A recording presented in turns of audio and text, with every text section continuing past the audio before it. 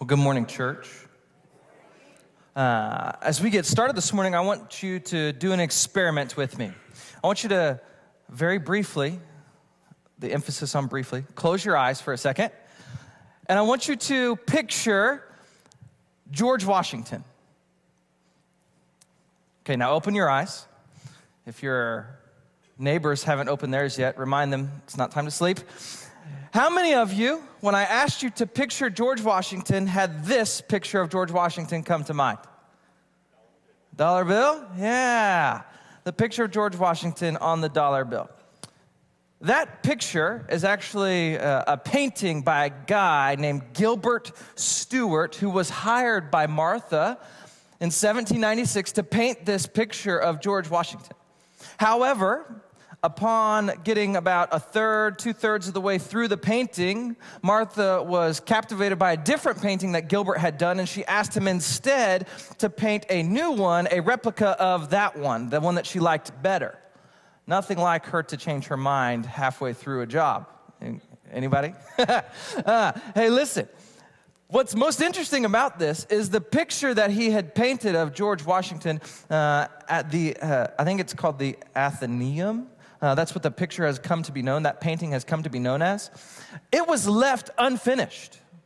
In fact, he never did finish the painting of George Washington. The picture that you see on the front of the dollar bill is a replica picture, actually it's kind of an inverse picture, of that painting that was never finished. He actually never gave it to the Washingtons. He kept it for himself, and instead what he did was used it as a model to then recreate that painting over and over again and sell replicas of for $100 a piece.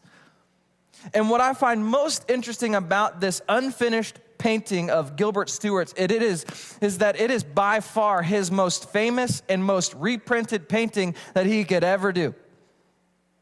And yet it's an unfinished project. Now, there are some other remaining unfinished projects in our world today. In fact, in Cincinnati, there is a famous unfinished project, one that as a college student and me and my friends went to explore one time. When we got there, it was locked up, boarded up, and there was a chain across it with a lock, so we decided not to break in, but that is the Cincinnati Underground Railroad that still exists. There are underground tunnels underneath the city of Cincinnati that never did get finished as an underground railroad to solve the transportation problem in Cincinnati because it was too expensive. Unfinished projects exist. Now, the interesting thing is most unfinished projects, what happens to them over time is they kind of just meander into non-existence, but some of them have remained with us. Hold on to that idea. As we begin this series called Entrusted, we're actually going to look at the life of Joseph. And Joseph, as an Old Testament character, he has been entrusted with, as we see throughout his life, different responsibilities, varying in burden and greatness, if you will. But Joseph was faithful time and time again. And when it comes to Old Testament characters of the Bible, Joseph is oftentimes one that is beloved, one that people have a very fond remembrance of.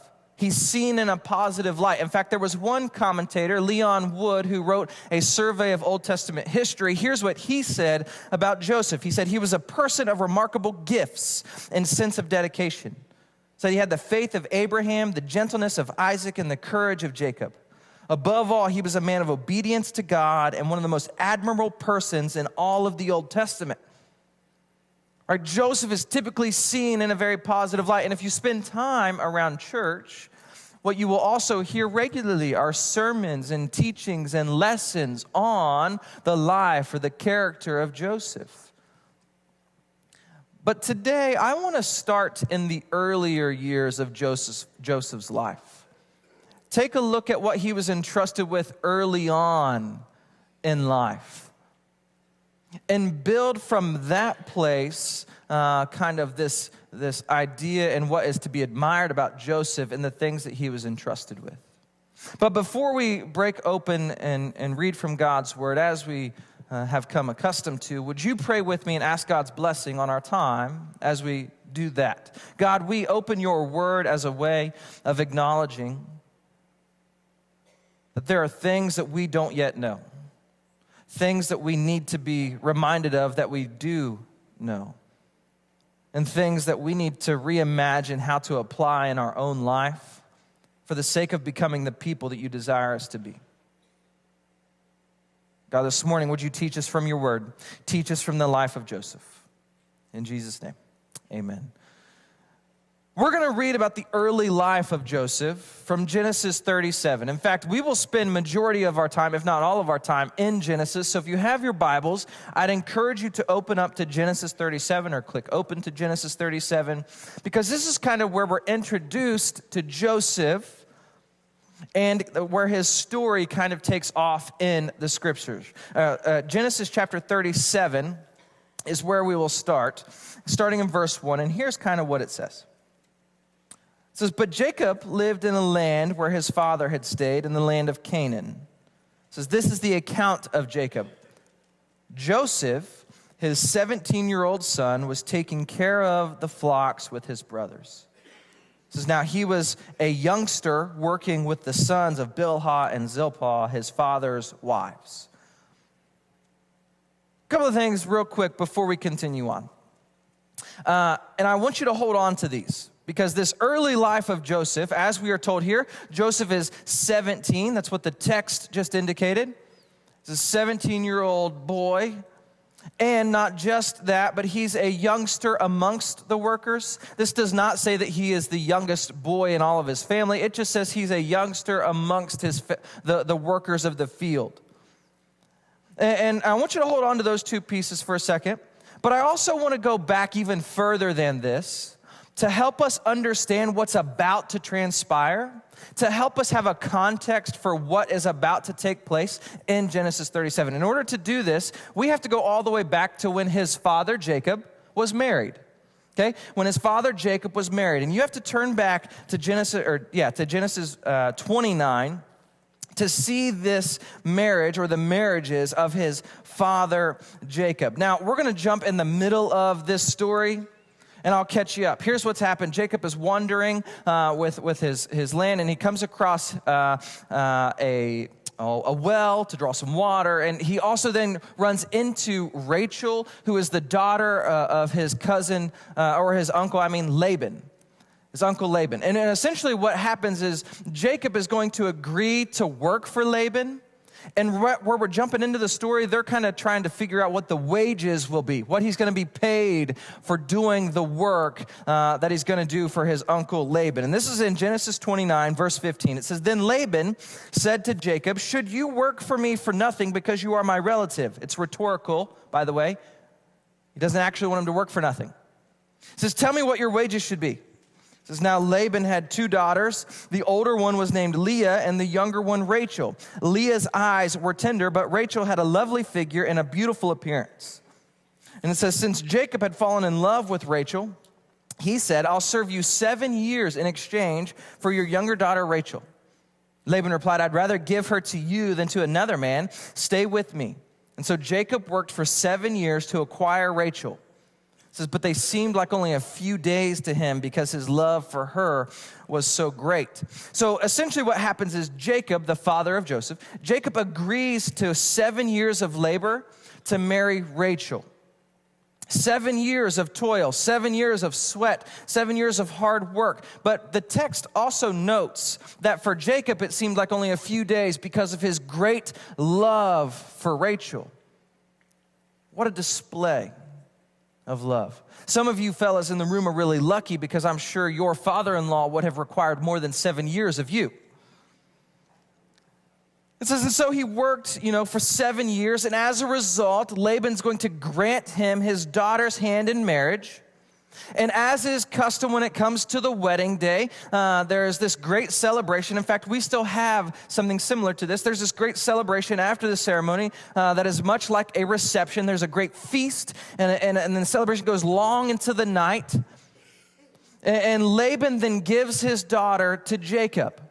Now, here, we're going to fast forward just a little bit to the morning after Jacob has been given the daughter. This is verse 25 of chapter 29. It says, in the morning, Jacob discovered it was Leah, not Rachel.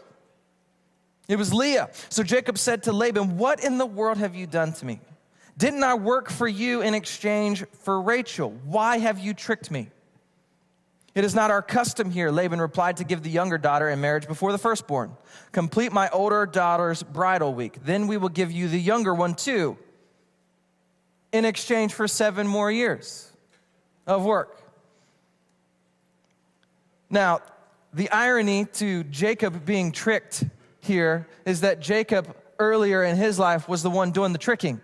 He and his mother, when they tricked their father into giving Jacob the double blessing of the inheritance instead of Esau, where Jacob would put on animal fur on his arms to make it seem like he was Esau. So now Jacob is the one being tricked. I often, during wedding ceremonies, will bring this story up to the groom and have him double check to make sure it's the right bride. But Jacob here was tricked by Laban.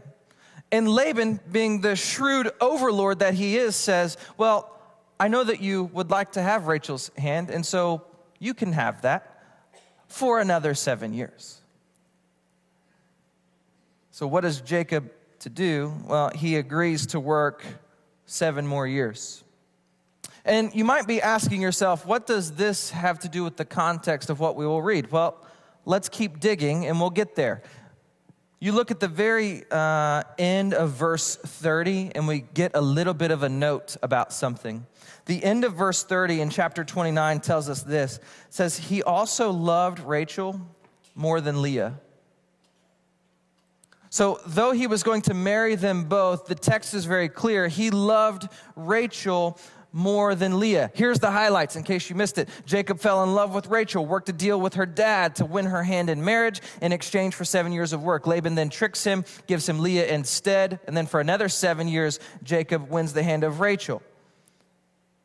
Let's connect this over to Joseph, skip a couple of chapters to Genesis 35. Genesis 35 in verse 23, actually end of verse 22, is going to tell us about Jacob and his 12 sons. It says Jacob had 12 sons. The sons of Leah, the bride whom he was tricked into marrying, right? The sons of Leah were Reuben, Jacob's firstborn, as well as Simeon, Levi, Judah, Issachar, and Zebulun. The sons of Rachel were Joseph and Benjamin. What I want to contrast for you in this brief moment is that Joseph is the firstborn son of the wife that Jacob loved most. Joseph is the firstborn son of the wife that Jacob wanted to marry in the beginning, the one that he fell in love with, the one that he agreed to work for, the one who he believed he was earning the hand of, the one who he actually ended up spending 14 years instead of 7 working for, the one that Jacob loved the most. And so when we read in just a moment that Jacob loved Joseph more than the rest, this is all functioning in the background. This wife whom Jacob originally wanted to marry bore him a son named Joseph. That's the firstborn son of his wife whom he loved the most. Now, in the Old Testament, it actually addresses what is happening. First of all, Jacob shouldn't be showing favoritism to any of his kids, but the one who is to receive the double blessing of the father is the oldest firstborn son, which is actually Reuben in this case, not Joseph.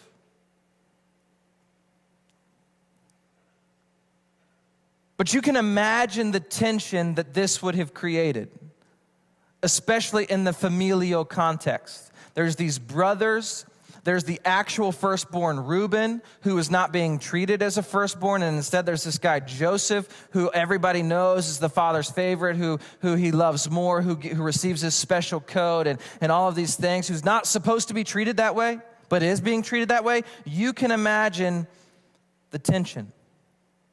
But this is where I want to draw out the theme of what's been entrusted to Joseph. Because here's the truth. Joseph did not choose any of his background. Joseph did not choose his mother. Joseph did not choose his birth order. Joseph did not choose the culture that he lived in that supported this firstborn son idea that then his father twisted and made him the recipient of. Joseph didn't choose any of that, but they are the facts of his life. This is what, if you could with me, this is what God has entrusted to Joseph. This is the life that he's been gifted. He didn't do anything to earn it. He didn't do anything to choose it, and yet it is his responsibility. It is the life he has been given. It is what he has been entrusted with. Let's jump back into Genesis 37.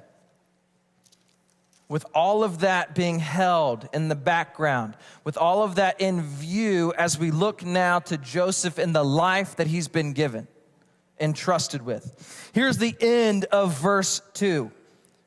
Joseph brought back a bad report about them to their father. Remember, he's in the fields working. He's a youngster amongst the others working. And what does he do? He brings back a bad report about them to his father. It seems as if this earthly life of privilege that Joseph has been privileged with, one of the responsibilities is to bring back reports to Jacob about his siblings to the father. This life that he was born into, the life that he didn't choose, part of his responsibility is this. Now, let me quickly ask this. How many of you in this room had siblings or have siblings, grew up with siblings? Many of you. How many of you can recall a time when your siblings told or reported to mom and dad what your behavior was?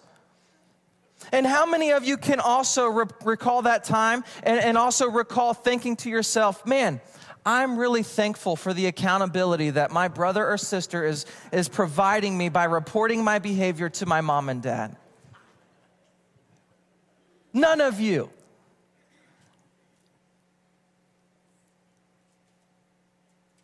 Joseph, this preferential love that he received from Jacob came with a really heavy burden.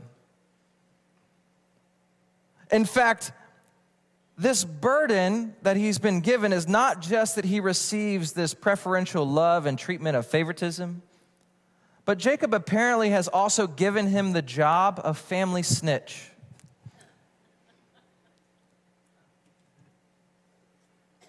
And if the turmoil wasn't enough, you can imagine the added turmoil that would have created. There comes Joseph again. Wonder what he's going to tell dad. Well, verses 3 and 4 tell us about how the brothers felt about this. Verse 3, now Israel, that's Jacob, now Israel loved Joseph more than all his sons because he was a son born to him late in life. Pause. I don't think that's the only reason. And he made a special tunic for him. And then it says this, when Joseph's brothers saw that their father loved him more than any of them, they hated Joseph and were not able to speak to him kindly. They hated Joseph, and they let him know about it. I think written differently, it might say something like, and they cussed at Joseph. That's probably how they felt. The next part of the story is going to depict a couple of dreams. Now, if you're familiar with Joseph's story, this is probably the pieces that you're more familiar with. The dreams that Joseph had and what he tells his brothers and his family that he had. The dreams, I'm going to sum them up for you. We're not going to read them, but the dreams basically can be summed up like this. Joseph has two dreams where he is the central figure of his dream, and his family, including his mom and dad, bow down to him in submission, and he reigns with dominion over them in his dreams. That's the two dreams that he has. And with the first dream, he goes on to tell his brothers about that dream. And you can imagine, given the context that is already at play here, how that went over when he told his brothers about his dream. And with the second dream, he doesn't just tell his brothers. This time he goes on to tell his mom and dad. And his dad rebukes him. I would think at this point, Joseph would start to get the picture that maybe he shouldn't be wielding these dreams over his siblings. And I've long wondered why he would share his dreams to his family. Because what the text tells us, or rather what the text doesn't tell us, Joseph has no indication that these dreams are from God. There's nothing there that says Joseph was given these dreams by God. Rather, Joseph just has these dreams where his family's bowing down to him. I think that Joseph, maybe as a 17-year-old boy, maybe a little bit immature, maybe a little bit lacking a filter, maybe a little bit lacking the forethought of how it might play out when he delivers said dreams to them. And maybe with maybe just a little bit of ego and wanting to be mean to his brothers. That's why he tells them of these dreams.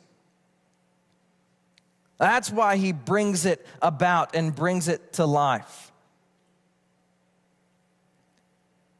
And when it comes to what Joseph has been entrusted with, I think it's a noteworthy point that Joseph, like that George Washington painting, like the Cincinnati Underground Railroad, at this point in his life is a very unfinished project. Joseph is a very unfinished, raw project still. And yet, in spite of that, what does God do? God entrusts him with what he has given him. God entrusts him with this life of privilege. And not just that, because of that life of privilege, Joseph's dad, Jacob, is entrusting him with great responsibility. Even as a 17-year-old messed up, unfinished product. Later in life, when Joseph is given greater responsibilities, greater God-given things, he is going to need to be closer to that finished product. But at this moment in time, he is not there. But it doesn't change where he finds himself. It doesn't change what he's been given, what his dad has asked him to do, this life of privilege that he has been granted by God himself. It doesn't change any of that. After the dreams, we're going to jump back into the story here, verse 12. Joseph is given another task. It says, when his brothers had gone to graze their father's flocks near Shechem, Israel said to Joseph, your brothers are grazing the flocks near Shechem. Come, I will send you to them. And maybe a little bit too eager, Joseph knew what was coming, and he says, I'm ready. So Jacob said to him, go now and check on the welfare of your brothers and on the flocks, and bring me word. So Jacob sent him from the valley of Hebron. The task that Joseph has been given is one that he's already been serving. That is to go and give a report. However, what is missing, unless you dig a little in this text, is just how much the geography plays a role in the task that Joseph has been given. You see, Shechem is actually about 50 miles from Hebron. That's a long journey. Joseph has been given a task by his dad that will require lots of effort from him just to get there. How many of you can remember as a kid being given a task by your parents, and in that task, maybe it was something that would require what you thought was a lot of you, and you were tempted in that moment to maybe do part of it and then make up a story about how you did the rest of it? To take a shortcut to faithfulness. Does that ring a bell? I preached about that a couple weeks ago. Many of us are tempted to take shortcuts to faithfulness. I would have to imagine Joseph hearing that he needs to go to Shechem from Hebron, the 50-mile journey. I would imagine he is tempted in that moment to take a shortcut, to not travel the whole road. But what does Joseph do? Joseph makes the journey. Verse 15, listen. It says, when Joseph reached Shechem, he went there all 50 miles. When Joseph reached Shechem, a man found him wandering in the field. And so the man asked him, what are you looking for? He replied, I'm looking for my brothers. Please tell me where they are, grazing their flocks. The man said, they left this area, for I heard them say, let's go to Dothan. So Joseph went after his brothers and found them at Dothan. Now, he's already spent 50 miles traveling. You can imagine what that was like. Dothan is another day's journey from Shechem. That's another day's worth of travel. So not only does he journey to Shechem, but then he has to go even farther to find him. That would be pretty annoying. That would be pretty frustrating. But Joseph, understanding his role that he has been given, not just by his father, but by God, the life that he has been given and granted, Joseph, instead of taking shortcuts, completes the job with faithfulness. Doesn't shortcut it in any way. And here's where I want to draw some conclusions for our own life. This is actually a principle that is at work with anything that you've been entrusted with. Being faithful with everyday responsibilities is practice for God-given responsibilities. There's a couple of kids in the room. Being faithful with your everyday cleaning your room responsibilities is practice for even greater God-given responsibilities that you will have later in life. Some of us still feel like kids, and we're given everyday responsibilities that we don't love. The practice of being faithful to the everyday responsibilities is practice for God-given responsibilities. Joseph, at this point in his life, did not know what God was going to entrust him with. Joseph was an incredibly unfinished project, one that shot his mouth off to his brothers about dreams he had. Even misused his place of privilege. But Joseph still practiced faithfulness with his everyday responsibilities that were entrusted to him by Jacob and ultimately by God. And this would be foundational to serving God with the even bigger responsibilities that will come later, as we will read later on in his life. Do you ever find yourself tempted to overlook some of your everyday responsibilities? Because they're dull, because they seem uninteresting, because they seem unimportant, because they're something that you have to do over and over and over again. Or maybe it's like with your job or career, and you don't find yourself like in the career that you thought you'd be in, and it has a lot of different responsibilities that come with it that you don't really care to do. You ever find yourself tempted like to just not do them? Or to just do them half-heartedly? We live in an interesting time in human history where things are documented at an incredible rate. And by documented, I mean photographed and videoed. And then when they are photographed and videoed, they're often put onto the internet for lots of people to see on things called social media.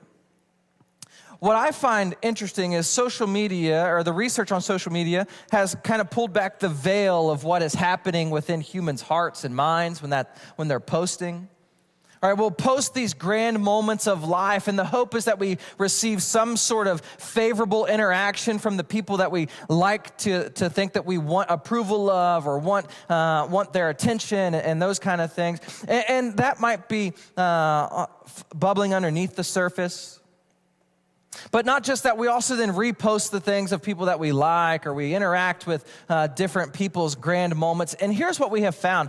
We come to believe that their life, that what we see on social media is the entirety of their life, when it is a small fraction of a percentage of their life.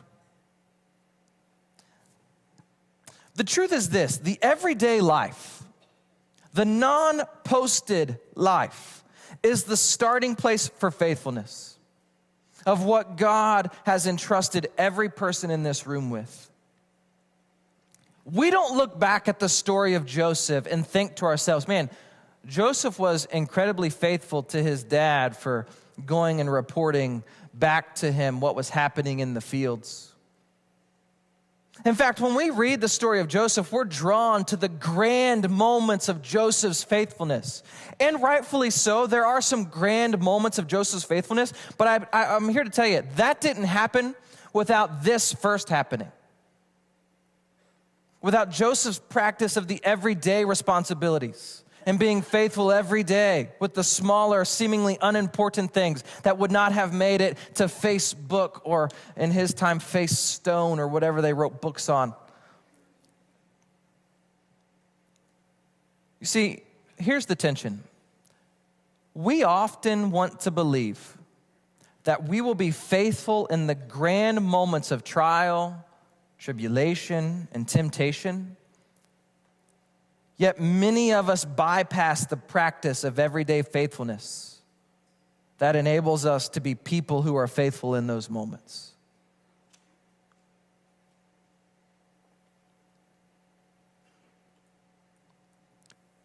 When it comes to this early life of Joseph, I think there are two main takeaways for us. The first is this, that God entrusts every unfinished human in some way. This is good news. Every person in this room is an unfinished human. No matter where you're at on the spectrum of life, whether you're young or old, whether you were just baptized last week, whether you were baptized many years ago and God has been working to transform you over and over and over again, no matter where you're at on that spectrum, you are an unfinished human, an unfinished product of God. And yet, in spite of that, God still entrusts you with something. Oftentimes with the everyday pieces of our life. And the second thing that I kind of think is a takeaway is this: the simple things that you have been entrusted with are vitally important as they prepare you for even greater responsibilities that God may grant you. It is preparation for that. This is the hardest lesson that I as a dad have come across in trying to teach my kids. That the way in which they live their life now, the habits that they are forming now, the way in which they interact with mom and dad and their siblings, it's all practice for and forming them to be a kind of person later in life. But that same principle is true for even me today as I think about the things that God has given me responsibility-wise, the things that He has entrusted me with, even today in my life. And some of those things that I've deemed unimportant or dull or not post-worthy, man, those are vitally important for the grand moments of being faithful to God. And I pray as a people that we, with what we've been entrusted with, will be faithful today with what's in front of us.